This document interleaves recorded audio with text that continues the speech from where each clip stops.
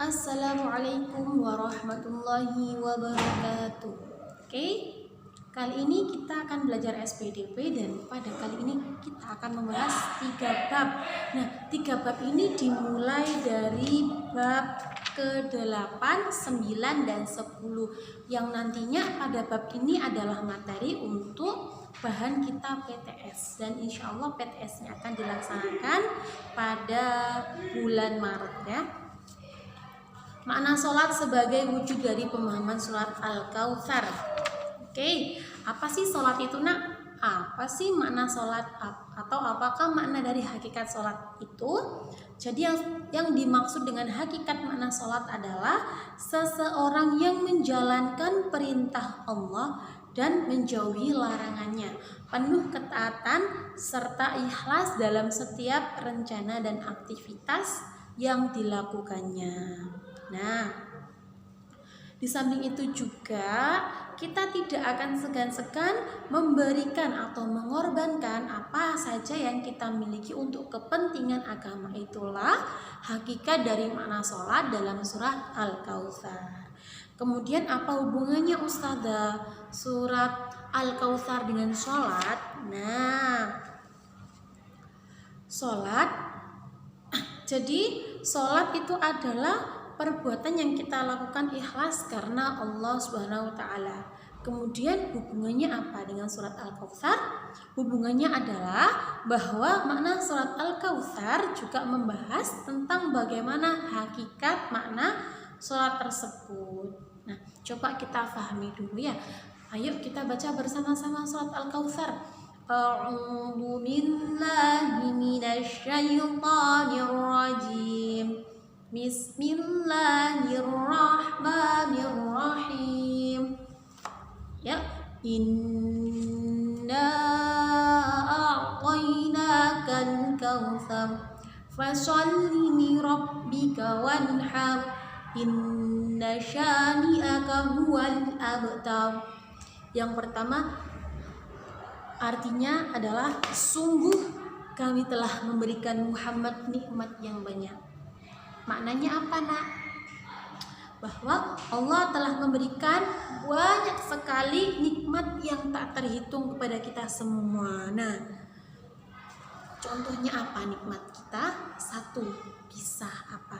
Bisa merasakan duduk di bangku sekolah, masih bisa bernafas, kemudian masih bisa merasakan makanan yang enak, kemudian masih bisa berjumpa dengan teman-teman. Nah, coba anak-anak pikirkan betapa banyak sekali nikmat yang sudah Allah berikan terhadap kita. Oleh karena itu kita sudah sepantasnya untuk mensyukuri nikmat tersebut dengan apa nak? Rajin ibadah sholat 5 waktu. Oke. Kemudian yang kedua apa nak? Fasholli li rabbika wanhar, yang artinya maka laksanakanlah sholat karena Tuhanmu dan berkorbanlah sebagai ibadah dan mendekatkanlah diri kepada Allah SWT. Maknanya adalah setelah kita diberikan nikmat yang begitu banyak oleh Allah, kita diperintahkan untuk melaksanakan sholat dengan ikhlas karena Allah Ta'ala. Ikhlas lillahi ta'ala, bukan karena ingin dipandang ustazahnya rajin, bukan karena ingin dipandang teman-temannya menjadi anak yang teladan, bukan seperti itu nak ya.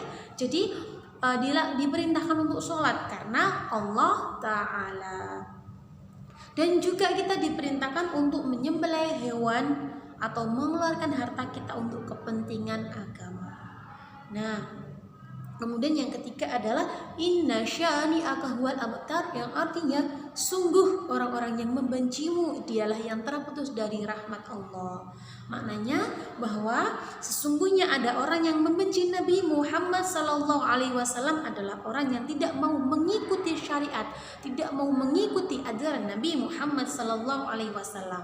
Nah, berarti orang itu membenci Nabi Muhammad. Berarti tidak mau mengikuti ajaran yang diserukan oleh Nabi Muhammad, sama saja tidak mau mengikuti apa yang telah diperintahkan oleh Allah Subhanahu wa taala.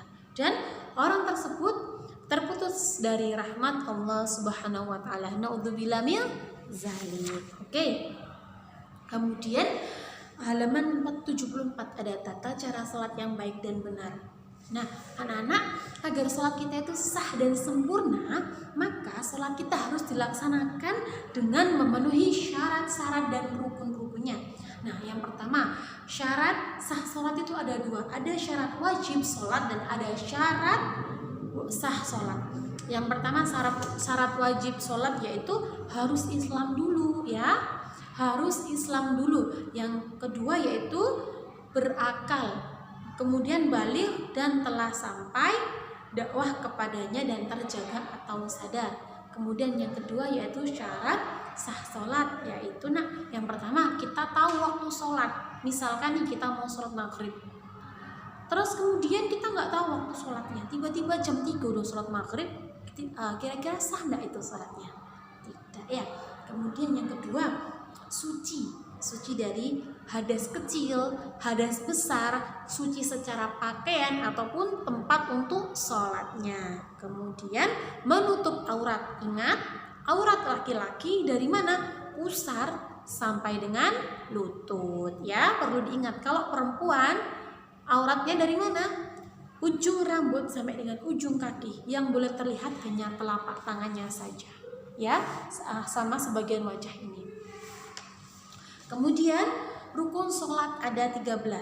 Dihafalkan ya nak ya rukun sholatnya, mungkin nanti ketika ujian akan keluar. Yang pertama, niat dulu. Niat itu dibarengi dengan kegiatan. Jadi ketika anak-anak sholat Allah, kan anak-anak sudah misalnya sholat duhur, sholli farad dhuhri arba'a raka'atin mustaqbil qiblati, ada amma umalillahi ta'ala Allah. Ketika anak-anak mengatakan Allah di dalam hati, sholli fardhu dhuhri arba'a raka'atin. Nah, jadi sambil anak-anak melakukan kegiatan di dalam hati seraya mengucapkan niat kembali. Itulah yang disebut dengan niat. Kemudian yang kedua, berdiri bila mampu, ditambahkan berdiri bila mampu. Maksudnya bagaimana Ustazah? Nah, misalkan nih ketika ada teman kita yang jatuh dari sepeda yang mengakibatkan tidak bisa berdiri karena kakinya diamputasi. Berarti kalau dia kan ketika masa pemulihan kan tidak bisa sholat dengan berdiri, maka sholat dengan duduk atau berbaring seperti itu nak ya. Kalau misalkan nggak bisa duduk berarti dengan berbaring. Kalau masih nggak bisa dengan berbaring berarti dengan isyarat mata. Kalau sudah nggak bisa dengan isyarat mata berarti dia apa kan?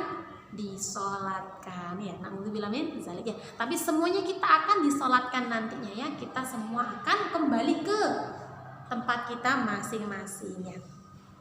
Kemudian ada takbiratul ihram. Membaca surat Al-Fatihah itu rukun ya nak ya. Jadi kalau rukunnya satu hilang maka salatnya tidak sah. Rukuk dengan tumak nina, iktidal dengan tumak nina, sujud dengan tumak nina, duduk di antara dua sujud dengan tumak nina, duduk tasyahud akhir, membaca tasyahud akhir, membaca salawat kepada Nabi Muhammad SAW dan mengucapkan salam pertama ya. Jadi salam pertama itu hukumnya wajib. Kemudian yang salam kedua Ustazah, salam kedua hukumnya sunnah. Terus yang kemudian sunnah-sunnah sholat itu apa aja Ustazah? Yang pertama, mengangkat tangan ketika takbiratul ihram itu sunnah. Kemudian yang kedua, mengangkat tangan ketika akan rukuk, biasanya Allahu Akbar baru rukuk. Sami Allahu liman hamidah itu juga merupakan sunnah. Kemudian membaca surat pendek itu juga termasuk sunnah. Kemudian duduk iftirasi sebelum berdiri pada rakaat kedua atau keempat itu juga merupakan sunnah. Dan salam yang kedua itu sunnah. Tapi kalau salam yang pertama hukumnya wajib. Oke? Kemudian anak-anak di halaman 76 bagi yang belum mengerjakan silakan dikerjakan dari A sampai Romawi C ya. Kemungkinan nanti akan Ustazah keluarkan salah satu dari soal ini. Lanjut ke bab 9, makna zikir dan doa setelah sholat. Nah, langsung saja nih zikir. Zikir itu apa sih nak? Zikir itu adalah mengingat Allah dalam keadaan susah maupun senang. Jadi kita harus ingat tuh, kita dalam keadaan kondisi senang kita harus ingat Allah, dan terlebih lagi ketika susah kita juga harus ingat Allah, karena Allah lah yang patut kita, karena Allah lah tempat bersandar kita, Allah lah tempat memohon kita ya. Karena Allah lah satu-satunya tempat kita untuk meminta dan bergantung, untuk tempat untuk berlindung, bergantung, mencurahkan segala keinginan kita. Kita doa sama Allah, kita minta sama Allah, karena Allah adalah maha besar. Dan cara berzikir inilah yang akan membuat kita menjadi orangnya tetap sabar, tetap tawakal kepada Allah Subhanahu wa Ta'ala. Kemudian anak-anak, apa sih doa itu? Ada yang tahu doa? Doa adalah permohonan atau permintaan dari seorang hamba kepada Tuhannya, dari seorang hamba kepada Allah Subhanahu wa Ta'ala, ya. Terus berdoanya gimana Ustazah? Ya kita berdoa meminta rezeki yang dimudahkan rezekinya, dimudahkan dalam mencari ilmu, dimudahkan segala urusan kita, seperti itu nak ya. Kemudian bacaan zikir itu apa saja sih nak yang sering kita dengar? Yang pertama ada istighfar, astaghfirullahaladzim.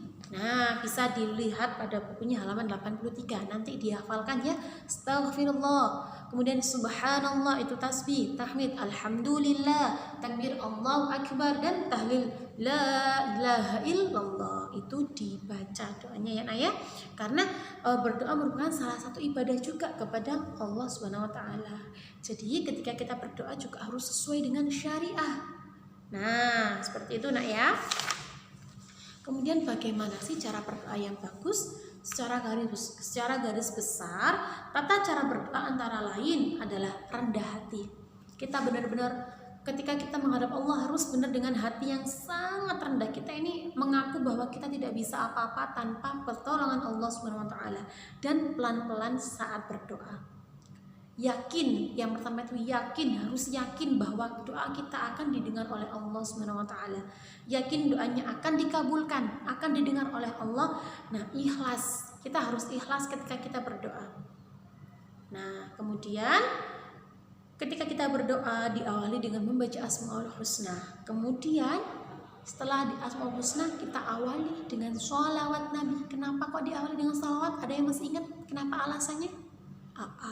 Karena antara langit dan bumi ada hijabnya, ada penutupnya. Maka ketika kita berdoa, kita buka dulu hijabnya supaya doa kita langsung naik ke atas. Oke, seperti itu nak ya. Kemudian sekarang halaman 86, bagi yang belum dikerjakan silahkan dikerjakan di rumah dari Romawi A sampai dengan Romawi C ya. Biar nanti ketika ujian tidak terlalu bekerja yang keras. Sekarang dikerjakan dulu ininya.